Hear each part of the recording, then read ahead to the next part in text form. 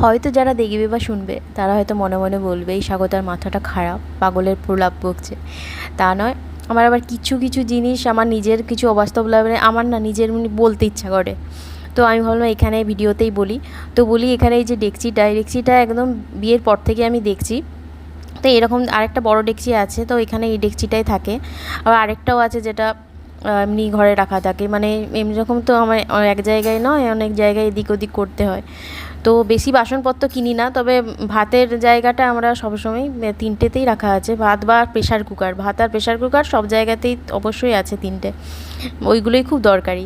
তো হ্যাঁ, যে কোথায় এলাম, এই যে ডেকচিটা খুবই ছোট, কিন্তু এতে তিনজনে খেলে যথেষ্ট পরিমাণে, মানে যতটাই আমি চাল নিই না কেন কীভাবে বেড়ে যায়, নিজেই আমি অবাক হয়ে যাই। এই ডেকচিটার মধ্যে কি করে এত ভাত থাকে, মানে ঢালাই যখন ঢালা হবে মনে হয় যেন বেড়ে গেছে।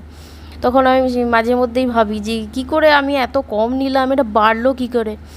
এমনও নয় মাঝে মাঝে আমরা খুব কম খাচ্ছি বা খুব বেশি খাচ্ছি, এমনও হয় ঠিক মাঝে মাঝে কম খাচ্ছি, তাতেও এমনি প্রায় যেটা হয়ে থাকে আমি বলছি এই ডেকচিতে অনেক ভাত থাকে, মানে যত কমই নিক বা বেশি নিক, মানে নিই আর কি। সত্যি এটা আমার কাছে অবাক, তাই আমি শেয়ার করলাম।